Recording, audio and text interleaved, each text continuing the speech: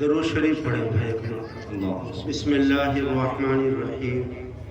یا رب صلی وسلم دائما ابدا علی حبیبک خیر الخلق کلہم. جزا اللہ عنا محمدا ما هو اہلہ صلی اللہ علیہ وآلہ وسلم. بسم اللہ الرحمن الرحیم. ان الحمد للہ نحمده ونستعینه ونستغفره ونؤمن به ونتوکل علیہ ونعوذ باللہ من شرور انفسنا ومن سیئات اعمالنا ونعوذ باللہ من شرور انفسنا ومن سیئات اعمالنا ونعوذ باللہ من شرور انفسنا ومن سیئات اعمالنا. من يهده الله فلا مضل له ومن يضلله فلا هادي له. ونشهد أن لا إله إلا الله وحده لا شريك له. ونشهد أن سيدنا وسندنا وحبيبنا ومولانا محمدا عبده ورسوله. أما بعد، قال الله تبارك وتعالى في القرآن المجيد والفرقان الحميد: اعوذ باللہ من الشیطان الرجیم. بسم اللہ الرحمن الرحیم. ربنا لا تزغ قلوبنا بعد إذ هديتنا وهب لنا من لدنك رحمة إنك أنت الوهاب. صدق اللہ العظیم. محترم دینی بھائی اور بزرگوں اور ماں اور بہنوں، میری سعادت اور خوش قسمتی ہے کہ دعوت القرآن کے اس بہت اہم، بہت مبارک، متبرک قرآن پاک کی تقریب کے اہم پروگرام میں حاضری کا موقع میرے استاد گرامی حضرت مولانا محمد ناظم صاحب ندوی دامت برکاتہم العالیہ کے حکم پر ملا ہے. یہ میری خوش قسمتی ہے، سعادت ہے. اتنا بڑا پروگرام دیکھ کر اور اتنا بڑا مجمع دیکھ کر دل میں بہت خوشی ہے اور اندازہ ہوتا ہے کہ مدرسے کی انتظامیہ نے، یہاں کے محنتی اور جفاکش اساتذہ کرام نے، ذمہ داروں نے اور مدرسے میں پڑھنے والے چھوٹے چھوٹے بچوں اور بچیوں نے بہت محنت کی. ایک شاعر کہتے ہیں، ہم سے پوچھو کہ غزل مانگتی ہے کتنا لو. ہم سے پوچھو کہ غزل مانگتی ہے کتنا لو. سب سمجھتے دھندا بڑا آرام کا. میں ان ہاتھوں کو سلام کرتا ہوں اور شکریہ ادا کرتا ہوں ان حضرات کا کہ جنہوں نے اتنی محنت کے بعد اس پروگرام کو منعقد کیا. اتنے سارے علماء کرام کو دعوت دی. کاشف العلوم کے موقر اساتذہ کرام، وہاں کے ناظم اعلیٰ قاری مہتاب صاحب، معہد اسلامی کے اساتذہ اور دوسرے قرب و جوار کے ائمہ علماء کو کیسے لوگوں نے جمع کیا ہے. اللہ اپنے شایان شان اس کا بدلہ ان کو عطا فرمائے. کئی لوگوں کے خطاب آپ نے سماعت کر لیے ہیں، ابھی بہت سے حضرات باقی ہیں، ان کی باتیں ہوں. بچوں کا قرآن پاک بھی پورا ہو. یہ نوگاؤں کی سرزمین علماء کی سرزمین ہے. یہ قریۃ العلماء ہے، قریۃ الحفاظ ہے، قریۃ المصنفین ہے، قریۃ الحفاظ. اور اس میں آپ کا نہیں، ہمارے اکابر رائے پور کا بہت بڑا کردار ہے. ان لوگوں کے مبارک قدم اس سرزمین پر پڑے اور یہاں کے لوگ ان لوگوں سے مربوط ہوئے. چراغ سے چراغ جلتا ہے، روشنی سے روشنی پھیلتی ہے، تو یہاں اتنا بڑا انقلاب آیا۔ میں اس قریۃ الصالحین کے ذرے ذرے کا ممنون ہوں۔ حافظ نور حسن صاحب اللہ ان کی قبر کو نور سے منور فرمائے، میرے استاد گرامی حضرت مولانا محمد نادم صاحب ندوی کے بہت ہی مربی اور مشفق استاد ہیں۔ انہوں نے تنگی میں، غربت میں، عسر میں، دنیاوی لالچ سے بہت اونچا ابھر کر بچوں کی تربیت کی۔ میں ان کی بیماری کے زمانے میں اپنے استاد گرامی کے ساتھ ہاسپٹل میں گیا کئی جگہ، میں نے ان سے ملاقات کی، ان کی دعائیں دی، اور جب وہ حج پر نہیں گئے، یہ بات سننے کی ہے، ان کے پاس انتظام نہیں تھا، تو ان کو خواب آیا اور فرمایا نبی پاک صلی اللہ علیہ وسلم نے، نور حسن تو آتا کیوں نہیں آجا؟ یہ گاؤں ایسے لوگوں سے آباد ہوا۔ اس لیے میں اس موقع پر تھوڑے سے وقت میں 3-4 باتیں آپ کی خدمت میں پیش کروں۔ سب سے پہلی بات مجھے پیش کرنی ہے کہ آج جمعرات ہے، آنے والی جمعرات کو شب برات ہے، اور جمعے کا روزہ ہے، 15ویں شعبان۔ ہم لوگوں کو پتہ ہوتا نہیں ہے شعبان کا مہینہ بہت ہے۔ اس سے بڑی بات کیا ہو سکتی ہے کہ آقا نے فرمایا کہ شعبان میرا مہینہ ہے۔ اگر کوئی آپ کا بڑا آدمی آپ سے کہہ دے میرا بیٹا، میرا بچہ، میرا بھائی، میرا استاد، میرا شاگرد، میرا مرید، میرا خلیفہ، تو کتنا بڑا دل ہوتا؟ تو آقا نے فرمایا کہ میرا مہینہ ہے، اس مہینے میں نبی پاک صلی اللہ علیہ وسلم بہت روزے رکھا کرتے، اس میں ایک رات شب برات کی ہے۔ اس شب برات میں 3 کام ہیں، وہ کان کھول کر سن لیا۔ پہلا کام تو ہے کہ آپ اس رات میں جاگنے کی کوشش کریں، عبادت کریں اپنے گھر میں، مغرب عشاء پڑھے مسجد میں، اور گھروں میں آ کر بیٹھ جاؤ، گھر کو بھی مسجد بناؤ۔ قرآن پاک میں ایک آیت آئی وَاذْكُرْنَ مَا يُتْلَى فِي بُيُوتِكُنَّ مِنْ آیَاتِ اللَّهِ وَالْحِکْمَةِ۔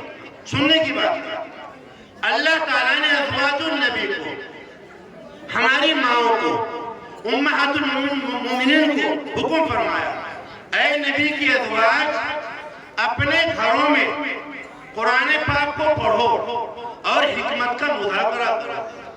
حکمت کے بہت سے معنی ہیں۔ ایک معنی حکمت کی یہ بھی ہے کہ نبی پاک صلی اللہ علیہ وسلم کی باتیں اپنے گھروں میں پڑھو۔ تو ہم لوگ اپنے گھروں میں آقا کی کسی کتاب کو پڑھیں اور اپنے بچوں کو لے کر بیٹھیں، ان کے ہاتھوں میں تسبیح دیں، گھروں میں بیج لا کر رکھیں، دونوں جائز ہیں۔ یہ آپ نہیں کر سکتے، کوئی انگلیاں ہیں ان پر گنو، اس کا بھی حکم ہے، اور گننے کا حکم ہے کہ آپ جو اعمال کریں گن کر کریں، ایسے نہیں۔ تو آپ کم سے کم عشاء کے بعد 1000 مرتبہ درود شریف پڑھ دیں، پہلا کلمہ پڑھ دیں، استغفار پڑھ دیں، اور پھر آپ اللہ تعالیٰ سے دعا کریں۔ کس کے لیے دعا کیا مانگنی ہے؟ اللہ تعالیٰ آسمانی دنیا پر، آسمانی دنیا ہمارے مکان کی چھت ہے اور یہ زمین ہمارا فرش ہے۔ اللہ تعالیٰ عرش سے ہمارے مکان کی چھت پر جلوہ افروز ہو، اور کیا فرمایا ہے کوئی گناہ کی معافی چاہنے والا میں اس کے گناہ معاف کروں، یہ اللہ تعالیٰ فرماتا ہے۔ آج کا مسئلہ اس وقت کا نہ دکانوں کا ہے، نہ مکانوں کا، نہ کاروبار کا۔ آج سے 40 سال پہلے کے حالات آپ نوگامے کے پہنچو، ان حالات کا جائزہ لو، ان لوگوں سے آپ پوچھو اور آج کے حالات۔ آج کا جو سب سے بڑا مسئلہ ہے وہ گناہ کا۔ گناہ نے ہم کو تباہ کر دیا، برباد کر دیا، ہم میں دراریں پیدا کر دی، بڑے چھوٹے کا امتیاز ختم کر دیا، راتوں کا سکون چھین لیا۔ اللہ تعالیٰ فرماتے ہیں کوئی گناہ کی معافی چاہنے والا ہے میں اس کی گناہ معاف کروں۔ آپ کہیے اللہ میں گنہگار ہوں، میں اپنے گناہ کا اقرار کرتا ہوں اور گناہ پر نادم شرمندہ ہوں اور معافی چاہتا ہوں، اے اللہ مجھے معاف کر۔ اور یاد رکھو اس رات میں اللہ تبارک و تعالیٰ بہت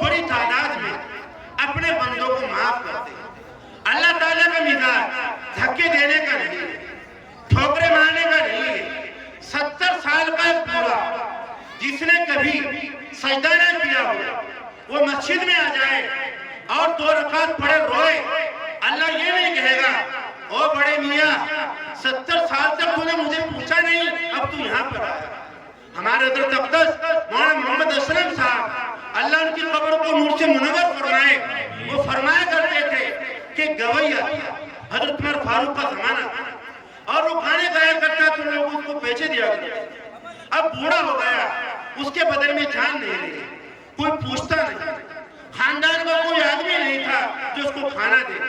3 دن بھوکے ہو گئے تو اللہ سے کہا یا اللہ اب میری آواز نہیں رہی، اب میرے پاس کوئی آتا نہیں، 3 دن کا بھوکا ہوں، کھانا کہاں جا کر رکھوں؟ حضرت عمر فاروق رضی اللہ تعالیٰ مسجد میں لیٹے ہوئے تھے، ان کے خام میں آیا کہ میرا ایک بندہ بھوکا ہے، اس کو کھانا کھلاؤ۔ حضرت عمر فاروق کھانا لے کر چلے، بقی میں پہنچے، یہ آدمی ڈر کر بھاگ گیا، فرمایا بھاگو نہیں، میں آیا نہیں ہوں، مجھے بھیجا گیا۔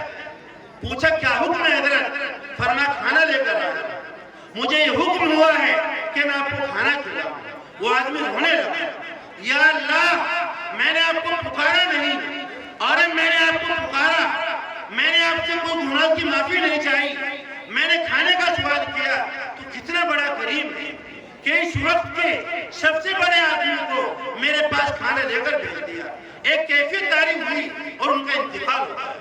تو میرے لیے کرنا چاہتا ہوں، اللہ دھکے نہیں دیتے، ٹھوکرے نہیں مارتے، اللہ غفار ہے، اللہ رحمان ہے، اللہ حنان ہے، اور اللہ تبارک و تعالیٰ منان ہے۔ آپ اپنے گناہوں کی اللہ تعالیٰ سے معافی چاہیے، یہ گناہ معافی کی ہے، یہ رات گناہوں کی معافی کی۔ اور ایک بات اور سنو بھائی، اللہ تعالیٰ اکثر لوگوں کو معاف کرتے ہیں، کچھ لوگ ہیں کہ جن کی اس رات میں بخشش نہیں ہوتی، وہ سن لیں، نوکاوا دیہات ہے مگر یہاں کی گناہ بھی کم نہیں۔ شیخ عبداللہ الحتری مرحوم فرمایا کرتے تھے کہ شہروں کے علاوہ جو قصبے کی شکل کے علاقے ہوتے ہیں وہاں کی بیماری بڑے خطرناک ہوتی ہے، یہاں بھی گناہ کم نہیں ہے، آپ ان گناہ پر توجہ کریں۔ ایک آدمی وہ ہے جو شراب کا عادی ہے، شراب پیتا ہے، شراب پینا حرام ہے، قرآن اور حدیث پاک میں اس کی حرمت بیان کی ہے، میں وہ حدیث آپ کے سامنے پڑھ نہیں سکتا۔ فرمایا کہ شراب پینے والے ایسا ہے جیسے بت کی پوجا کرنے والے۔ آپ غور کر لیجئے گا، جائزہ لیجئے گا، اپنے آس پاس کا یہ معاشرہ شراب میں ڈوب چکا ہے۔ غریبوں کے بچے، مالداروں کے بچے شراب پیتے ہیں، جوان دلہن گھر میں بیٹھی ہوئی ہے، مہندی لگی ہوئی ہے، چوڑیاں پہن رکھی ہے، میرا شوہر آئے گا، اور وہ نالائق شوہر شراب پی کر گندی نالی میں پڑا۔ اللہ تعالیٰ ان لوگوں کی بخشش نہیں کرتے۔ میں کہنا چاہتا ہوں اپنے شراب بھائیوں سے، اپنے شرابی بچوں سے کہنا چاہتا ہوں، کب تک شراب پیو گے؟ اللہ کے سامنے آج توبہ کرو، 2 رکعت توبہ کی پڑھو اور تحیہ کرو کہ انشاءاللہ ہم شراب نہیں پیئیں گے۔ اللہ تعالیٰ اس رات میں ان کی بخشش بھی نہیں کرتے ہیں کہ جو زنا کرنے والے۔ آج یہ معاشرہ زنا میں ڈوب چکا ہے، ہم لوگ اپنی خالہ بہنوں سے، پھوپھی بہنوں سے، ماموں بہنوں سے زنا کرنے میں مبتلا۔ اس موبائل نے ہماری آنکھ کو، ہمارے دماغ کو، ہماری زبان کو زنا میں مبتلا کر دیا۔ زنا کا گناہ بہت خطرناک ہے، اللہ تعالیٰ ان کی مغفرت نہیں کرتے، معاف نہیں کرتے۔ سارے لوگوں کو چاہیے کہ اللہ تبارک و تعالیٰ کی بارگاہ میں آئیں اور توبہ کریں۔ مر گئے تو کوئی پوچھنے والا نہیں ہے، کوئی قبر پر جانے والا نہیں ہے۔ اور ایک آدمی وہ ہے جو اپنے ماں باپ کی نافرمانی کرتا ہے۔